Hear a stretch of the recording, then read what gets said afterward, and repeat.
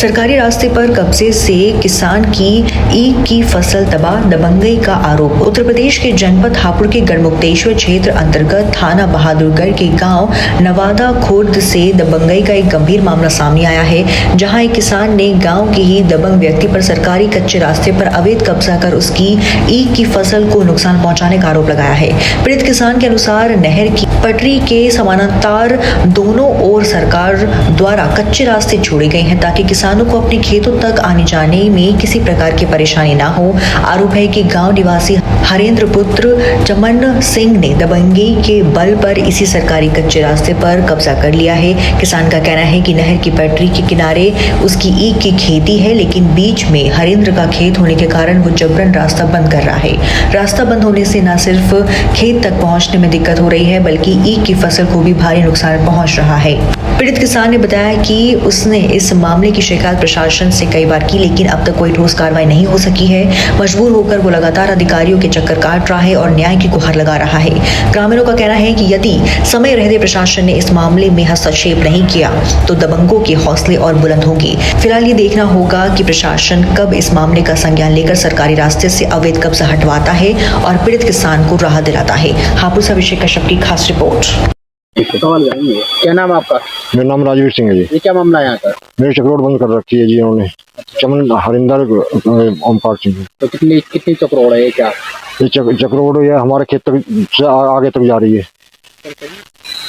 सरकारी चक्रोड है? सरकारी चक्रोड। अधिकारियों से शिकायत करिए? अधिकारियों से शिकायत करी। अधिकारी ने खोली थी एक बार, पटवारी ने आके खोली थी। पटवारी का 2021 में। फिलहाल इन्होंने बंद कर दिया। हमारे गन्ने सूख रहे हैं कि बिल्कुल लकड़ी बन रही है। गन्ने नहीं निकलने दे रहे, बाढ़ हाल की नौबत आ रही है। ऑर्डर करवा दिए सबके? हाँ, सबके ऑर्डर करवा दिए। तहसीलदार के, पटवारी। क्या नाम आपका? मेरा नाम गजेंद्र सिंह है। गजेंद्र जी, क्या मामला है? इनका चक्रोड का मामला है जी। क्या मामला है चक्रोड का? क्या ये तो इनका जो रास्ता है नहरी किनारे इसमें कोई नंबर अंकित नहीं दिखा रहे, तो इनके इसमें किसानी गलती थोड़ी है। तो तहसील गड़बड़ है, चकबंदी वालों गड़बड़ है, नंबर नहीं है। तो किसान को तो रास्ता चाहिए। तो ये तो तहसील प्रशासन की दिक्कत है जो रास्ता नहीं खुलवा पा रहे इनका। ये एक बार खुलवा भी दिया उन्होंने, फिर भी बंद कर लिया। सरकारी चक्रोड है? सरकारी चक्रोड है। किसने घेर रखी है? क्यों नहीं? फिलहाल तो सभी ने घेर रखी है, और जो यहाँ खेती सब दिक्कत उन्हें है, जिनको दिक्कत है वही तो खुलवाएंगे।